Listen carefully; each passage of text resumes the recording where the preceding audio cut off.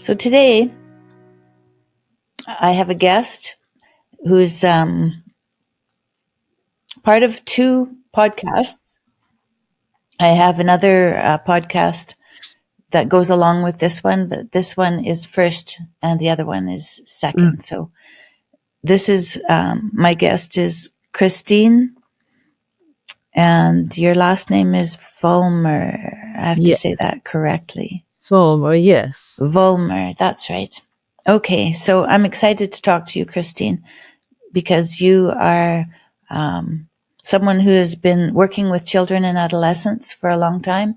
Mm-hmm. But not only that, you have 7 kids of your own and 28 grandchildren. And yes. So you have lots of experience. And I think that in this day and age, to have women speaking who have experience is what young women are lacking. I think that, it's up to us really to have these conversations to help them find their way in the world. So thank you very much for coming. Now, thank you for inviting me. My pleasure. And thank you for taking the time. So I'm just curious, like why you started out working with children and adolescents. What inspired you? Well, it was a segue, in fact. When I arrived in Venezuela at the age of 21, newly married to my Venezuelan husband, I just fell in love with the country, the people, everything was just lovely.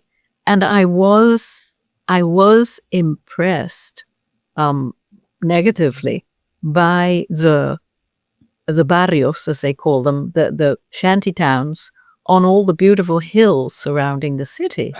And my brother-in-law, Gustavo Vollmer, was working among them in something he had started with the Jesuit priests called Fe y Alegría, faith and happiness, faith and joy, really. And I saw the work that they were doing. I was very impressed, but I was busy having my own children, and they kept me busy. But when my children began to be big enough to be in school, I started to look into what is this phenomenon that was growing and growing. And of course, I come from a anthropological formation.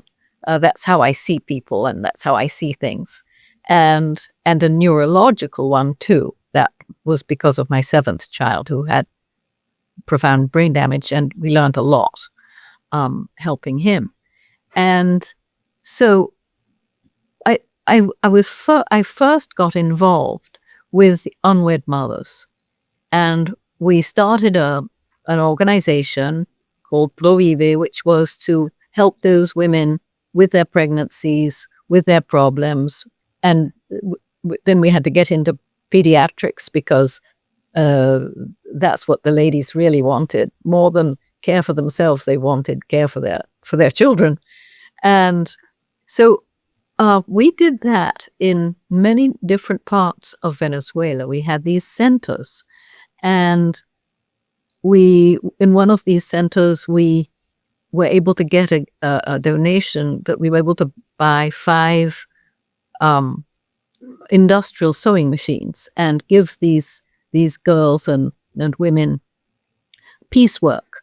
I was surprised and I was amazed that most of them didn't even want to come in for an hour and do piecework. It was making T-shirts. It was very simple, and they could work for an hour. They could work all day. But there were a few of these ladies who worked 8 hours a day and made quite a bit of money. There were others who were not interested. I remember there was one young woman of about 23, I think. She'd lost most of her teeth. She had 5 children, and she just lived with, she said her brother-in-law. I don't know what that meant exactly. So this was sort of trickling in my mind. And I think as we really started to look at this problem, these ladies just had no,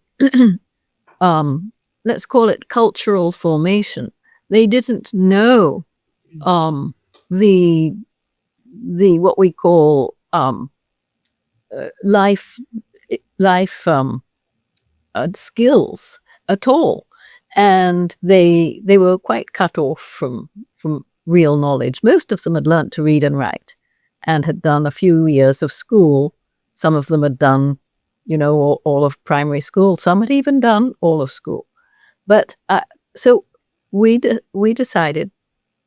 Then in 1984, a law was passed mandating sex education, without saying what it was supposed to be, and without the government didn't provide a program of any kind. So that's where I jumped in. I said, if we're going to have sex education, I was quite aware of some of the excesses and how sex education had caused so much promiscuity among young children and teenagers, and the STDs and the socially, of course, AIDS had just appeared.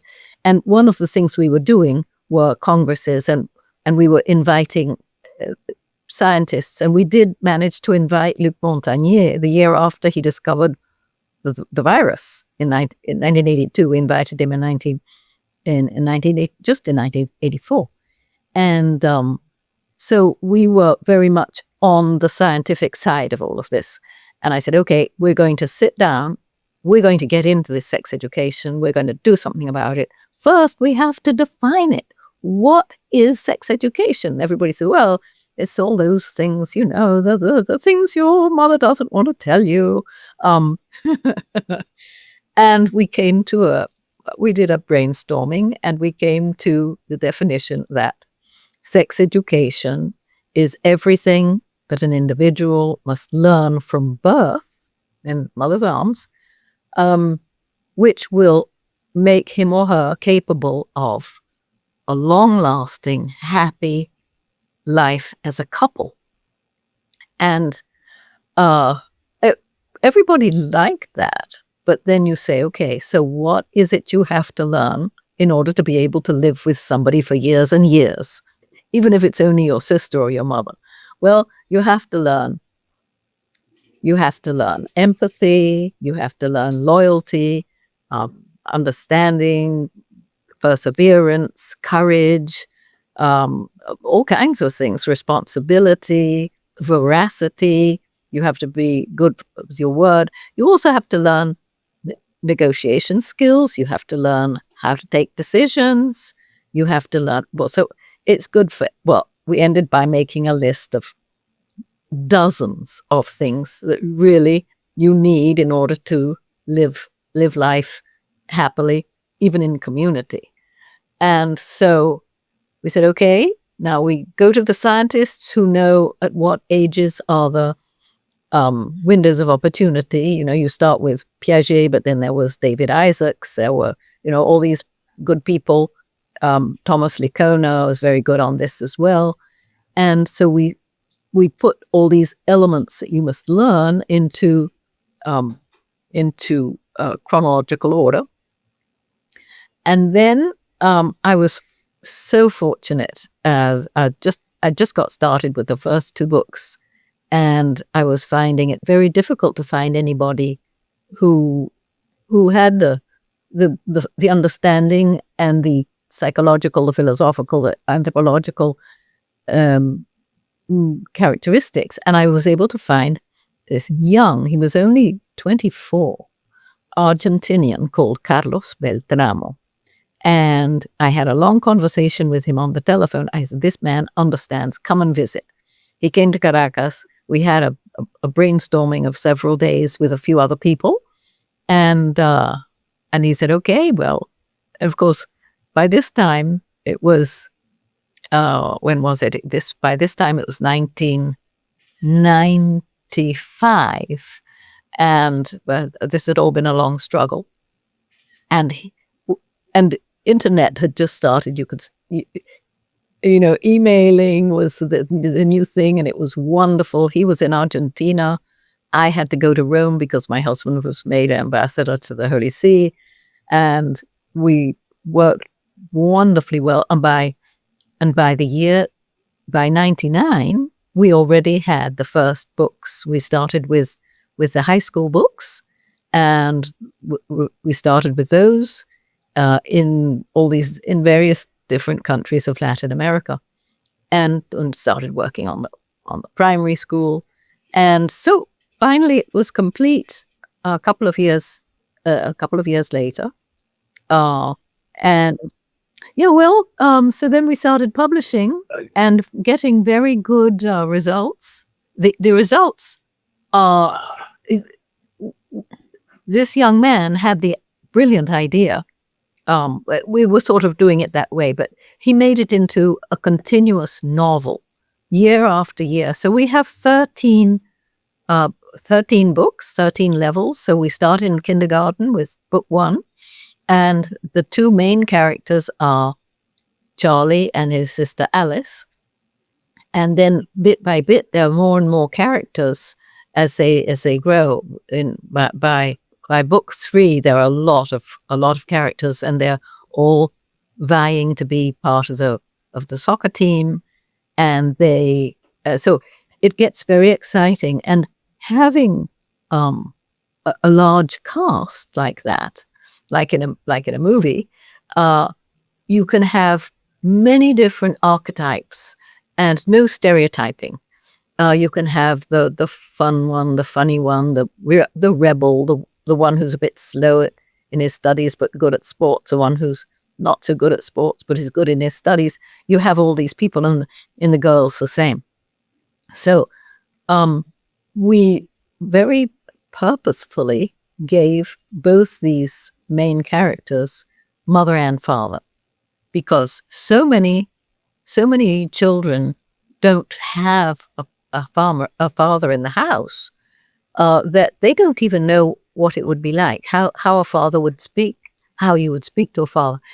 But as this is neurologically natural in the human being, and all children that don't have a father wish they did, they absorb very quickly all those concepts of fatherhood.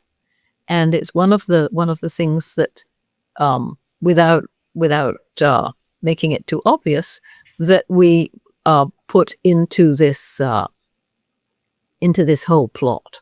And they grow up, they learn about, accepting people who are different. They learn about what happens if you're moody and cross. They find out, how to forgive each other, so on. Mm-hmm. So it's a very rich,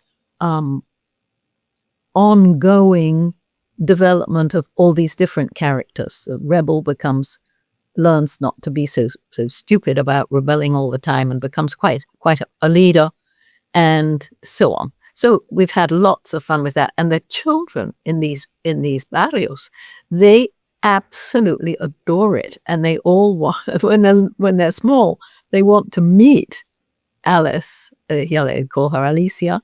They want to meet Charlie, and they almost believe these are real people. Mm-hmm. And then as they grow, they begin to understand the people around them, and it makes them very happy, and it makes them understand, there's a straight road. All you have to do is stick to it. And if you follow the values that are shown in the story, you will go towards your goals. It's quite magical. There's no religion in these. No religious references. It's all anthropological. It's all behavioral, cause and effect. And so the government has, at first they thought, this is something this family is doing, just looked at it a little skance. But then they've begun to see that the violence in the schools disappears. And because the violence in the schools here is a big problem, because the violence is against the teachers, mainly. And there's a law protecting you. The teachers can't punish. So they can't suspend them. So they're the victims of these, 14, 15-year-olds who want to play games, throwing stuff at them or shutting them in the classroom or beating them up. And this disappears within weeks and months. What then disappears are the pregnancies, because these girls, they begin to understand that they really have a potential, that they really are people, that they're not, they begin to see themselves as their book 5 for the 10-year-olds is all about your talents and your weaknesses. Everybody has them. And how to determine what your talents are and what your weaknesses are so you can work on it. And it all becomes a bit of a game, and they love to do it. And so these girls begin to see who they are, and I'm not going to be the toy of some pimple teenager. I have a life to live. So it's been very successful. Now we have the ministry is actually asking us to go into certain schools. And very interestingly, this year we had a tremendous recognition. The Latin American Development Bank, called CAF, C-A-F in Spanish, has recognized us as an element of development. And they have asked us to be one of their providers. And so little by little, they're giving us money to go into the public schools. And you mean as a provider, that's someone who is going to have access to the schools? Yes? Yes, we provide the program that they want to see. And so this year was the first year. Congratulations. Yeah, thank you. I know I bought some champagne. We haven't drunk it yet. But because this has just begun. And so they've given us money for 2 schools in the center of Caracas that needed a little bit of help in that sense. So we're having lots of fun. So what we do, we have a formation of 16 hours that we give to the teachers. And anyone of the school who will take it, we like everyone and all the teachers and the supervisors to take the course, and we give them elements of anthropology, psychology, ethics, how to use sports, and so on. And they love it because, again, many of our teachers they graduated as teachers, but they haven't had the opportunity to do further study many times. And now, with so many teachers who have left the country, there are a lot of mothers who've taken on the teaching, so they need it even more than the others. So that's what keeps us busy. So why are the people leaving the country? Why are the teachers? You know what a teacher earns in Venezuela? About $5 a month. Oh my goodness. Yeah, they raised their salaries to about 12, but the devaluation has caught up with them. It's back down to 5 again. Oh my goodness. The people who are teaching teach really because they have the vocation to teach. It's a curious thing, and they're good at it. They paint fingernails or bake cookies or do something else, clean houses, whatever they can do after school, so as to live. It's a tragic thing, and we have lost 40% of the teachers. They've gone to Colombia, Miami, all over the place. In fact, our supervisor for our work, wonderful person who was supervisor in the schools in Caracas, and then local government changed, and so she came to us. She was with us for a number of years and helped organize our whole methodology for growth. But her husband was a teacher, and she said, we're going to have to leave. So they went to Dominican Republic, where we had got started with 28,000 kids. And so she's managing that now in Dominican Republic, and she has managed to interest the government there, the Ministry of Education, to the extent that they're doing an impact study so that they can decide to go national. So I have, let's see. So I'd like to know how much of the world your program is in. I'd like to also know what it is about this program that stops young women from having early pregnancies. And I'd like to know what also it helps for young men who are bullies and, acting badly, how it brings them back to the straight and narrow. Well, let's start with these boys. When a boy is a bully, basically there's two kinds of bullies. They're the ones who have complexes, and they're very hard to help.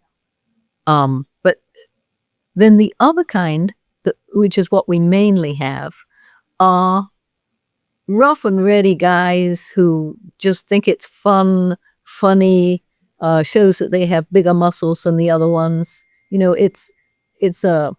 And they very quickly begin to see a different way of being great. They want to be great. I think everybody wants to be great. And they see, well, I'm seeing how to be great. One of our gurus, I would say, someone who was at the bottom of our pedagogy, was Viktor Frankl. Mm-hmm. And you probably know about him and logotherapy. And he, being a neurologist as well as a psychiatrist, he was able to identify the fact, and it was clinically, now we know chemically, that these endorphins and these good chemistry are released when you do a good deed. And you're only really happy when you're going out of yourself for other people. And he defined that. As soon as you're turned in on yourself and you're thinking about yourself, you're not happy. And so his work is, it's all through our pedagogy and our story. Very, subtly, we don't hammer it in, but it shows. So, these kids, they neurologically, instinctively, they know this is true. And so they follow it. That's for the boys. Now, for the girls, it's somewhat the same, but there's another focus to it, and that is the tradition of machismo. And women are always hoping the men will notice them. This is something we're, ever since Eve, I think we really want the men to look at us and notice us and think us great. So when in the story, when Alicia, as we call her here, she starts off a little girl, not with the best attitudes. They have to move house to a different country, to a different town, and she's very resentful. And whereas her brother is happy to make new friends, and let's see what kind of a team they have, and she's still sulking. And so, but she begins to grow and see her potential, and she becomes a real little leader of voluntary work and stuff. And she's a courageous little lady, and she grows. And this is why I think so many of the girls love her, because they see themselves as being a little bit less than the boys, and then begin to realize that she's not only just as good as the boys, but she can boss them around and tell them what her what do you call it, conditions are. You have to be polite, you have to wash your face, and then later I'm not your tool. So this is what happens with the girls, I think. But it's very obvious, and one sees the light in their eyes. They're proud, and they're proud of themselves, and they're happy, and no complexes. So your third question, where are we in the world?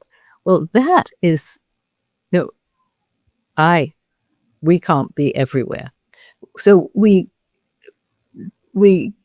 let our program be known? Mainly through congresses. I did a lot of congress work. We had big congresses, family congresses, where we'd have people like Viktor Frankl speaking. Very often Mother Teresa agreed to go with us. One time we had Miss Universe. That was in 1986, I think. Barbara Palacios, lovely girl. She's a lovely grandmother now, I must say. So people hear about it and they say, this is what we need. And so they start from scratch. We give them all our knowledge. We give them the books. We give them a license but they do their own fundraising. They do their own publishing. Now, in some places, they need to do a little bit of adaptation because we were called by a group in Africa. It's a group called the African Federation for Family Life. And it is also in French as the Fédération Africaine d'Action Familiale, I think it is, FAAF. And this is 8 or 10 countries which are trying to save the African family from, on the one hand, some of their traditional behaviors that are not good, and on the other, all the worst stuff that the West can take them. And then they have the AIDS problem and so on. So they are doing a tremendous work, and they requested to be able to do an adaptation of the books. And I said, absolutely, wonderful. And they worked for a while, and then they invited me to Nairobi, where we all met, all these different countries. And their adaptation, the changes they made were so small that it was wonderful. I'll tell you the main one that I remember, when Alice and Charlie have their 10th birthday, the two mothers who are sisters get together to make a skating party, and they all go to the skating rink, and all different things happen. There's one boy they ought to invite, but they say we don't want to invite him. He's not interesting. We don't want him at the party. He's a dull boy. And then there's something is going on with one of the girls who likes a boy, and she thinks he doesn't pay attention to her, 10-year-olds, all these things. And anyway, there are a few things that all resolve during the party.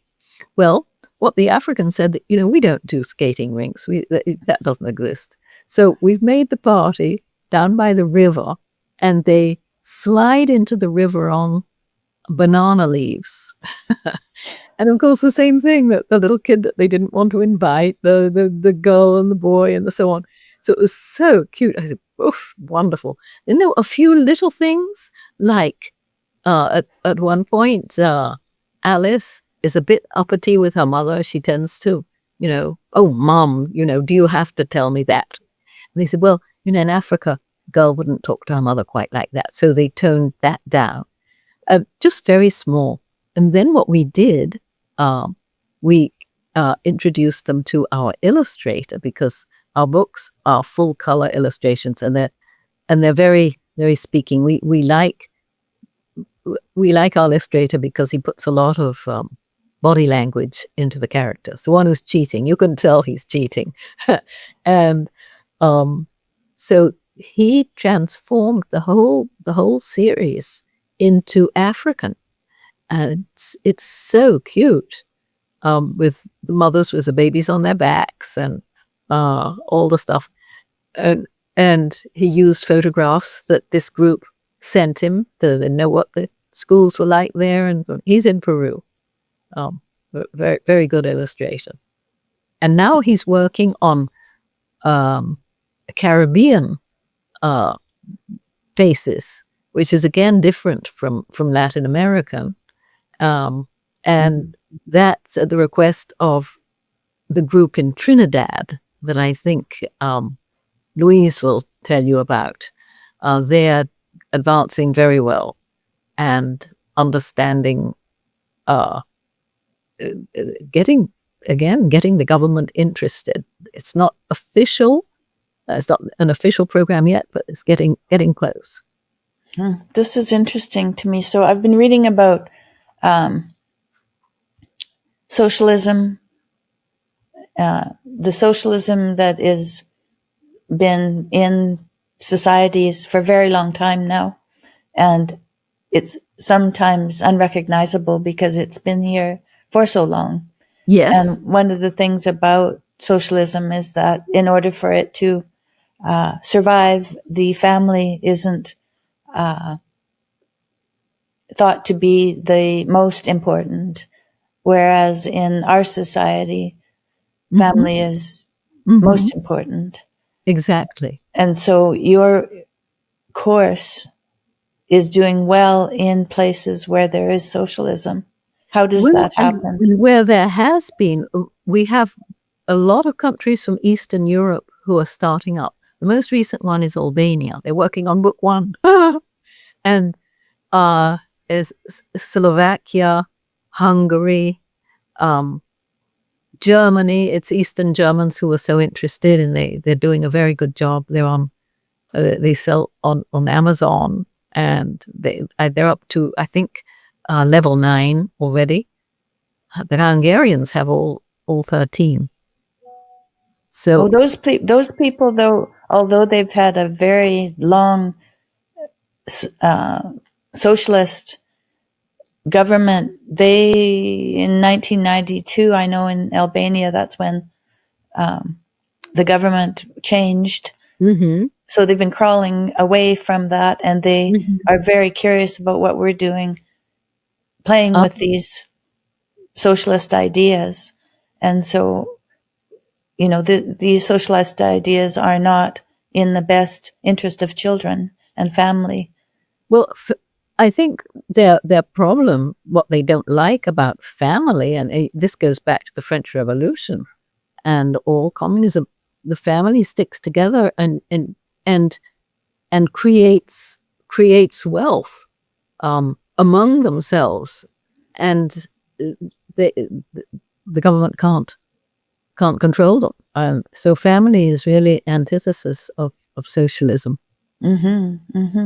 So these courses, I'm curious about these courses, and I think Louise said that she was going to send me some books, because I don't know, can we get these books in Canada and in United States?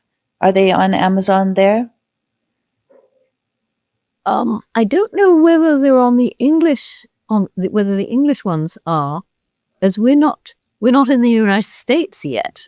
We're working, funnily enough, we're working on a Christian version of it right now, because the evangelicals in the United States are interested. So in terms of literacy, if the kids are not literate, how do you go about having them engage with your program? Well, the books start very simply, almost being read to, and the print and the text and the vocabulary have all been organized so as to go with their ages and with their capacity. In fact, there's a group here called Emblema. It's a lovely group. That ambiente is environment, lectura is reading, and my mathematics. So it's for those things. And they have some specialized people going into the schools that are, doing the worst, and they teach reading and they teach math beautifully. And they started using our books for the reading, and they found that the words per minute just rose tremendously, because the kids wanted to know what was going to happen next. So instead of, rather insipid stories with sounds and so on, they have this story which is more fun for them. So it's that's how we do it. Yeah, that's a good idea. And kids that have they're in situations, vulnerable situations. Do you have any stories of how your program has impacted kids who've been in trouble? I have a good story that happened not very long ago. I went to, because at the end of the year, they have this thing we call Expo Valores. It's like a fair, it's like a science fair, but it's all to do with values. And they put a lot of enthusiasm into that, and they like to give testimonies and so on. And there was a boy there, about 15, with book 10 in his hand. And he said, "Are you Mrs. Vollmer?" I said, "Yes." "Did you write this book?" And I said, "Well, with a group, yeah." He said, "I have to tell you, do you read the papers?" I said, "Well, yeah, sometimes." He said, "Did you read when a man killed his mother?" "Well, that was my uncle. He killed my grandmother." He was about 12 at that time, about 3 years before. And he told me that he had left home, he had left school, he was living in the street and just living under the trees and just fending for himself.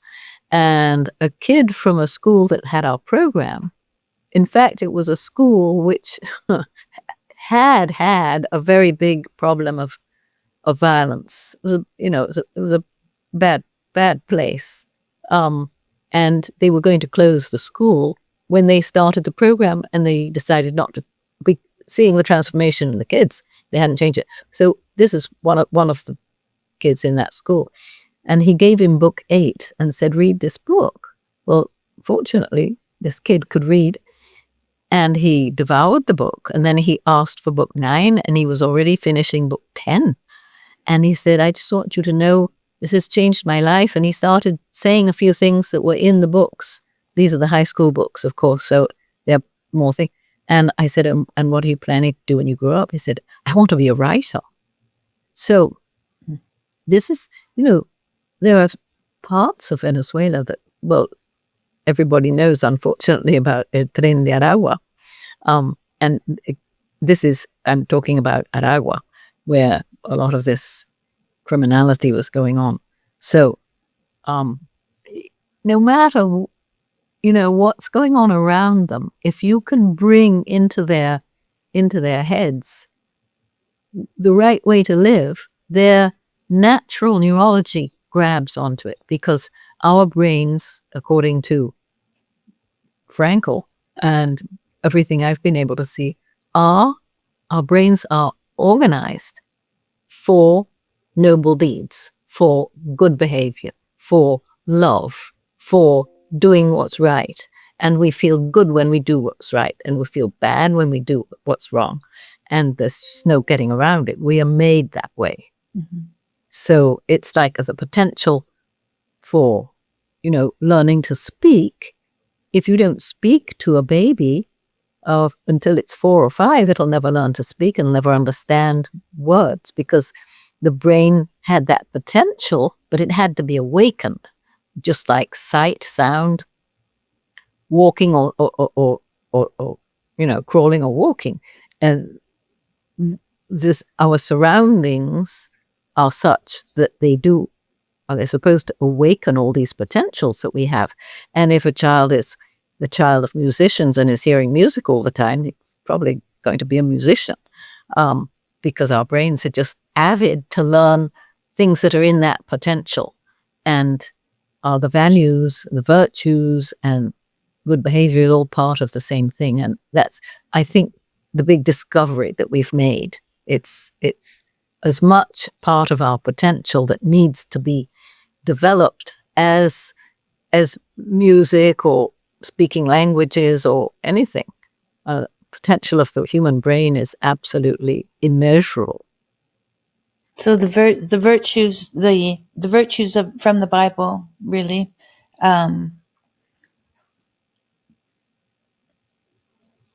just as if a child is not taught to read or to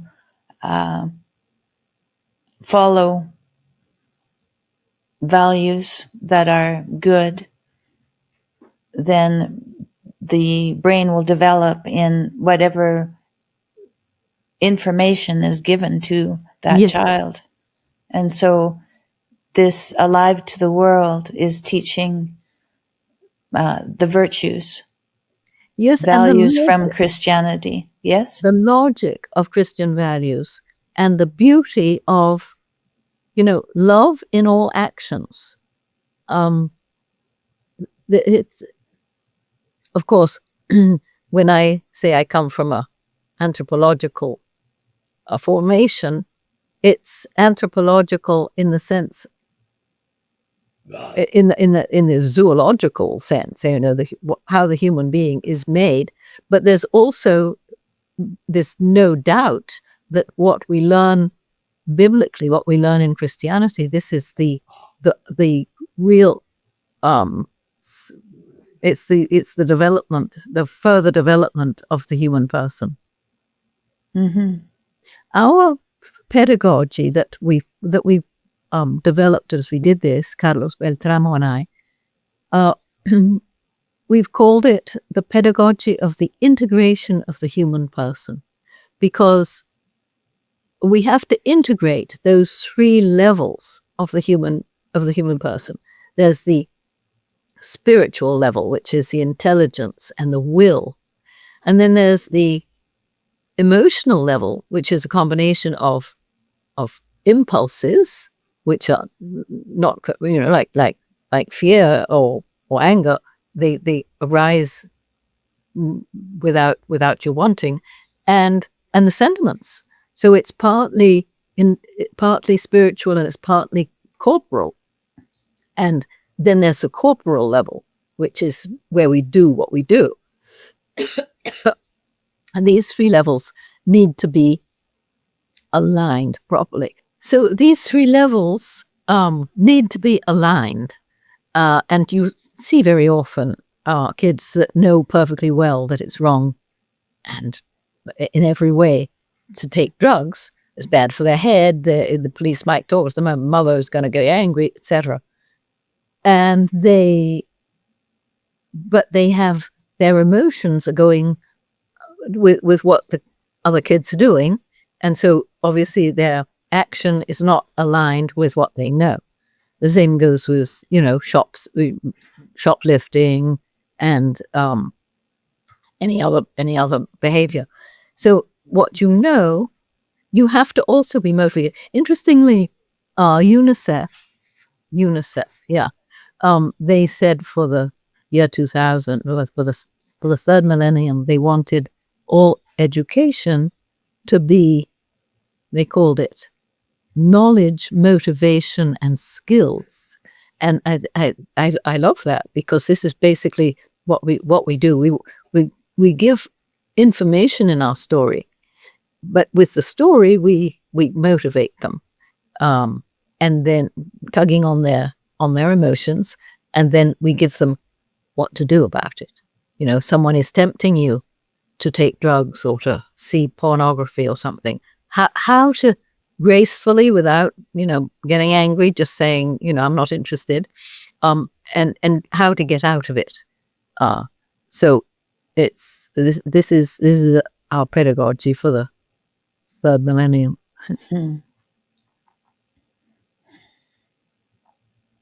So how do you think if communities don't have access to your program, how do you think that they can address these vulnerable children? Well, this is the problem that we're seeing, because a child that has no father, and the mother maybe has had children by several parents, those children are the most likely to have the most children, So the whole thing is exponential. Now, I had a class just this week of kids I didn't know. They were between 11 and 15. It was a confirmation class. They wanted me to talk about sexuality. And it was, there must have been 15 or 16 kids. And I always like to clear the ground, asking them questions, what their name is, and this, that, and thing. And I said, how many of you are an only child? And to my horror, half of them raised their hand. Only children, that many only children. Now, these are church-going people. Now, people who are not church-going probably have a lot more. Mm-hmm. So there's a disconnect here. There's a problem. Yeah, I've been thinking about the very same thing actually over this last week about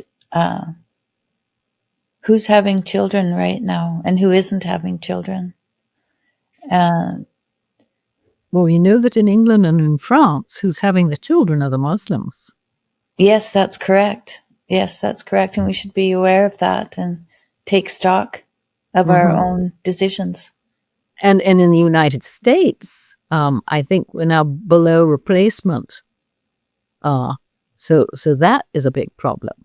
Yeah, that is a big problem. And so that's partly why I want to talk to you and to other women who have gained wisdom from life experience and all of the work that you've done and we've done, that to talk to young women and for them, to give them some guidance in the directions that will be fruitful for them.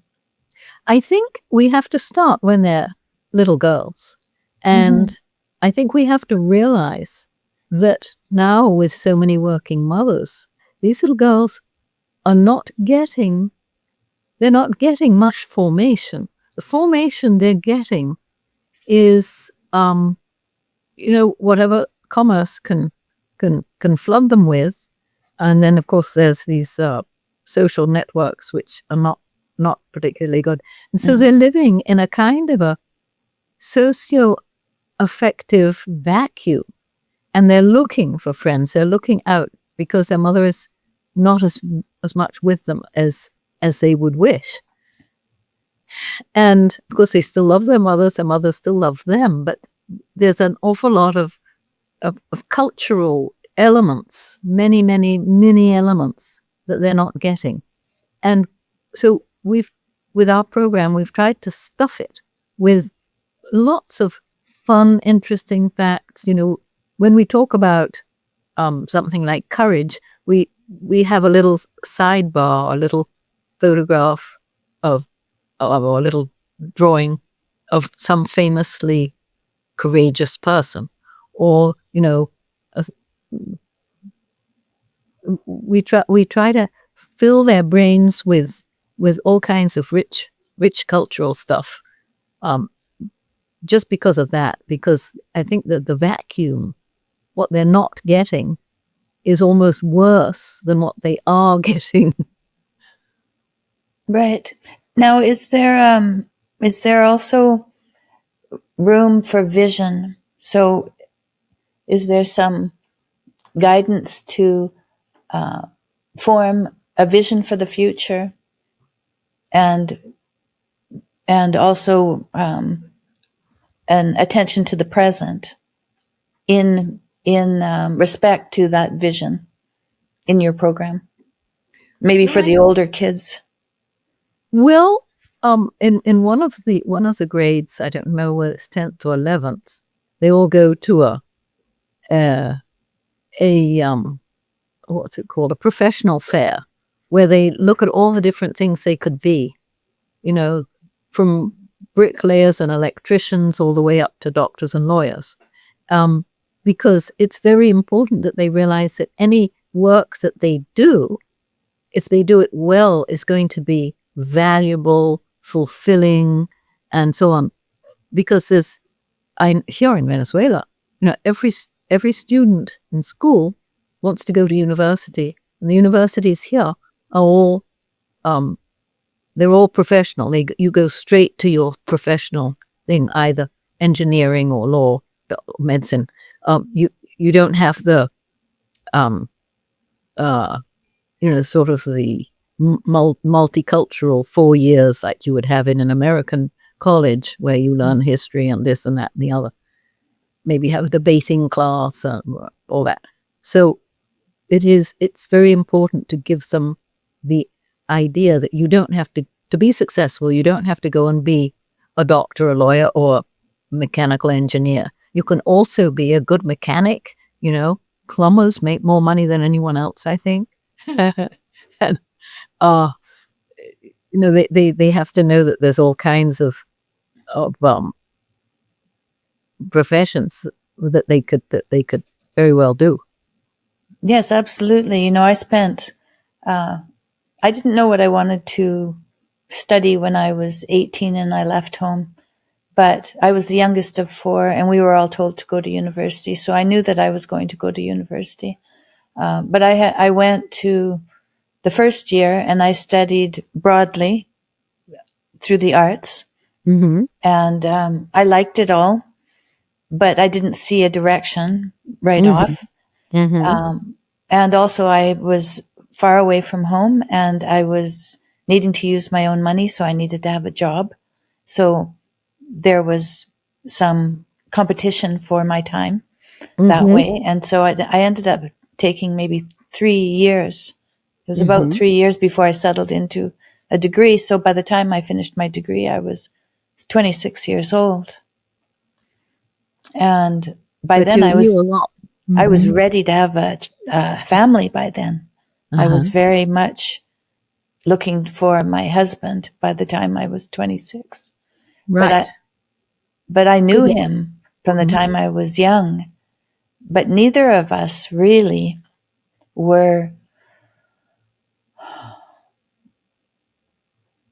organized and I don't think we had or at least I didn't have my values organized well enough to realize what was best for me. Mm-hmm. So although I went to university and I was looking for my husband, I was a little bit lost still about wondering. Not focused. Yeah. And so something that I could have had during my more formative years when I was young would have been some stories that were guiding me to knowing that I was worthy, and knowing that that the decisions that I would make would be also, they would count for a lot in my life. Well, I think this happens to a lot of kids, especially today, to not know exactly because they don't know quite who they are, and that's something that's difficult, difficult for parents to help you with. There's a lot to do with meeting other people, and so school. So what we try to do is for them to be able to see themselves as they meet others, and that's why book 5 is all about talents and weaknesses and seeing them in others, seeing that other people can have talents and also weaknesses, and admire the talents and excuse the weaknesses. I have them too. Right. And so then you can have a balanced idea of the environment that you're going to be in with other people. Exactly. Right. Exactly. So it's not so much a victim and a oppressor type of situation that there's a balanced. Nor that you're just going into a maze of people, but you have something that you can contribute. You know what it is that you can contribute. It just gives people more confidence in themselves. Right. More confidence, and then maybe also more ability to reflect before taking action. Yes, absolutely. And ask advice, read a book, all that kind of thing. But these are things that if they don't hear it, sometimes they won't pick it up until much later. Yes, until they've got themselves into a muddle, and then it's difficult to get out. And as one person was saying, everybody who messes up their life usually mess it up in the first years of their 20s. Yes, that's right. But That's right. fortunately, Because that's a time that often in at least North America, we're told to leave home yeah, and to leave those people that we know and can count on. it's a big mirage. It's a big mirage, and it isn't right. Thank goodness for Thanksgiving, because Thanksgiving everyone goes home. That's right. Thanksgiving and place. Christmas and Easter. Those 3 times. Yes. Well, 3 important moments in the year. Yes. But, since World War II, the world has changed so much. And then there was the hippies. And the hippie generation was a terrible problem, because they cut off from before. Much worse than just going away to school. It was, they threw everything in the air. And so their children, many of them were lost. But their children have had to reinvent the wisdom of the ages, and you don't do that in one generation. And so the grandchildren, there's been this space of a generation that really is missing. Well, I have grandchildren now. Really? I have 5 and I have 1 more on the way, so I'll have 6 by the end of May. Super. How old is the eldest? The eldest is 8 years old in August, so 7.5. So you had them quickly. What fun. Are they anywhere nearby? Yes, the 7-year-old, and I have a 1.5-year-old and then another baby on the way.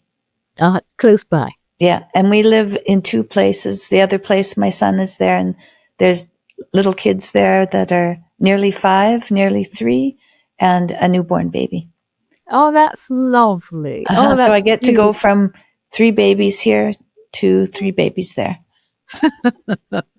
A grandmother who knows a lot. So you have 28 grandchildren. Yes. And are they nearby or are they far away? Well, my 4 daughters, all married Venezuelans, and have all left with their children. Oh. And between the 4 of them, they have 20, because one has 6 and 2 have 5 and 1 has 4.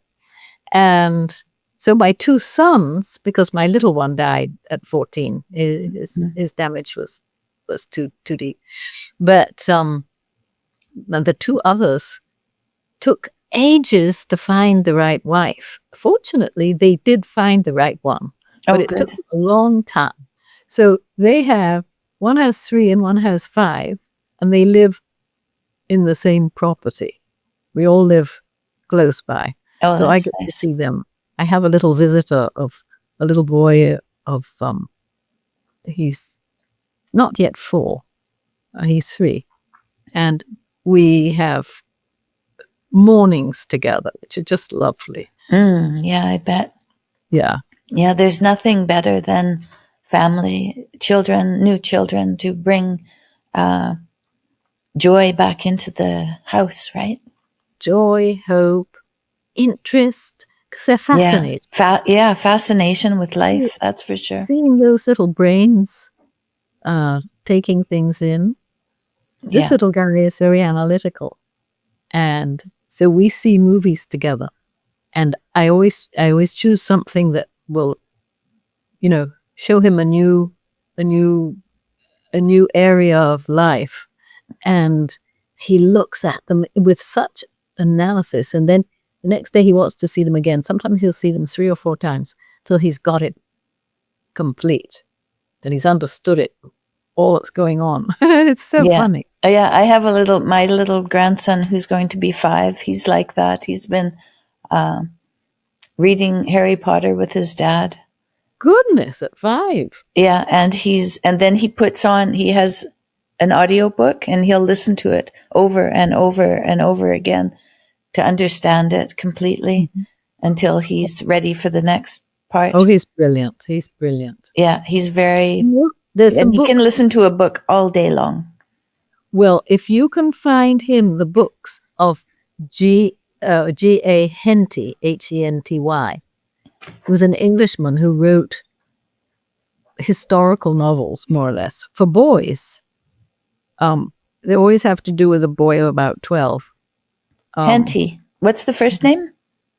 I don't know, but he has initials G and A. G.A. Okay, G.A. Henty. Yeah. Boys' They're books. fabulous because they're very fascinating stories for boys, but with a great deal of historical detail. Nice. So he has, for instance, with Lee in Virginia, he has one goes on in ancient Egypt. He has another one when Titus conquers Jerusalem and the temple is destroyed. But it's so detailed, so well done. It's like a fascinating movie. Yeah, that sounds good. Yes, he likes a movie, but he's very much, he would just wants to be read to all day long. He's making that movie in his head. That's the wonderful That's right. thing when they really learn reading. And the little girl, she's nearly 3, and she sat, when she was 2 years old, she sat for a week trying to put on her shoes for an entire week until she had it done. Ah, wonderful. So she's very determined, little girl. There's some very good genes in there, I think. Yeah. She's got very dark brown eyes. So wow. Yeah. They're so fun, those little kids. And my little girl who's 7, she's doing some grade 3 work. And she's going to travel with my husband and I for a night. We're going to go for about a 2-hour drive, not far from here. She's going to come with us, and she's quite excited. It'll be good to have her along. I've got some children's books that are history based, and so they have Alexander the Great and all kinds of different historical figures in it that I don't know how much those stories are shared in the education system anymore. They don't get around to an awful lot, and it's not a priority, and it's so important. It's like the biblical characters of the Old Testament. My mother used to say the Old Testament was the world's best psychology book. Right. You have the villains and the heroes who then do dreadful things, and you have everything. Yeah, that's true. That's true. My husband tells the stories of the Bible often, and they are very rich. You know, they're wonderful. Yeah, they're very rich. They're absolutely wonderful. I'm a great Bible teller. You know, in Latin America, there is not a big tradition of Bible reading. And so I can tell the story of, I don't know, Joseph and his brothers or something like that. And people just say, I haven't heard them before. Right. Yeah, well, there's been socialism in Venezuela for a very long time. Well, it's been 23 years now. Right. And so, no, there wouldn't be any Bible reading. But, you know, it's funny because the basic faith of the Venezuelan people, they still ask their father or their mother or their grandmother or whatever for their blessing. They're coming in la bendición, and they still say, God bless you. They still, so it hasn't disappeared, but it has become much less, what shall I say, much less cultivated. And yeah, so you wouldn't see it when you walk down the street, for instance. Not really. Well, you know, everyone believes, and not very many people go to church. Not very many people get married. So it's all a little bit tenuous, a little bit fragile, and that's why I stopped all my international work, because I really want to get this, you know, in. And as I've seen that I can do it because we chose to do it without religious language. There's no resistance anywhere because people still have rather good values in the sense that they think it's right to be honest and responsible and loyal. They still approve of those things. So now is when to get it really firm that they know how all those things work. What's the mechanism? What's the mechanism for being loyal? Everybody, of course, people want people. I want my friends to be loyal to me, and I hope that I'm a loyal person. But what's the mechanism? How do you do it? And that's what's needed. And that's what's in the books. Yes, before even the idea of loyalty goes away, because the anti-values are very strong. It's a me generation. I give myself a Christmas present. All of that's been seeping in. It's all about me, and so what if no one likes it? I'm going to do it anyway. That's all these anti-values. They're coming in, but fortunately, I feel we're still slightly primitive in that sense. Mm. Well, that's good, because here in North America, it's very, very much all about me. Yeah. And what I think and what I want and who I think I am. And that is recent. Yes. It comes from, I put the hippie generation there as a sort of a screen, because the World War II generation, you go back to those movies like It's a Wonderful Life, and you see, or even those family comedies on early television in the 40s and 50s. It was all full of family and good values, and then suddenly in the 60s it was wiped away, and we just have to try to bring it back. And I think we have, as it is natural to the human being, and that's my big hope. Mm-hmm. It is natural to the human being, and therefore, if we bring back the mechanics of it. How do you do this? How do you be loyal? How do you make happy family? How do you become a good citizen? Then it will flourish again. Yes, I think that's great. So how would people get in touch with the Alive in the World? Are there any English translations of the books yet? They're available on Blink Learning. That is it's like internet classroom. Mm-hmm. It's set up for schools, but it's internet classroom. So Blink Learning, and so it can be maybe printed from there? I'm not sure how they do that. I think not printed. I think you can read the books. I see. You can read the teacher guides, and if you set it up with Classroom, and that's a Google thing, I think, mm-hmm. Then the teacher can do her class, right? And follow. And she can she print them out then? I don't think she can print them out. I think they're protected that way. Well, that'll have to be. We're hoping to have this Christian version ready. We're hoping to have the prototype ready by the end of the summer. Okay. To show then we'll have to look for the editor distributor. Let's find a company that would be interested. If you know of anyone, because you're in this, in this world, that would be very helpful. Okay, I could look for that. Because I'm here in Venezuela.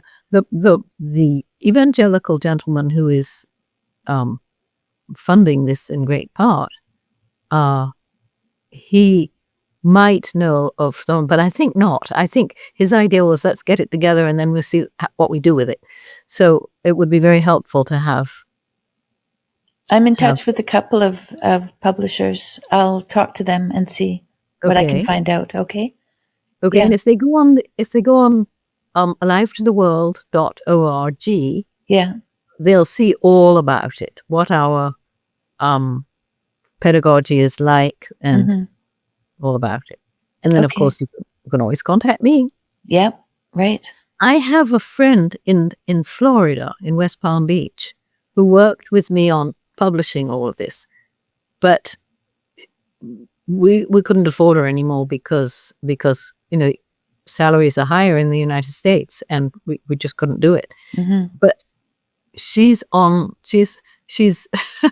she's waiting for us to have this thing ready. I see. And then she will be our project director. I see. If you talk to anybody interesting, we could always put her into the conversation. Okay. I'm going to move that along. Okay. Wonderful. Okay. Marvelous. Any more questions? So is that it? No, I don't have any more questions. I think we covered a lot. We had a good conversation. It was fun.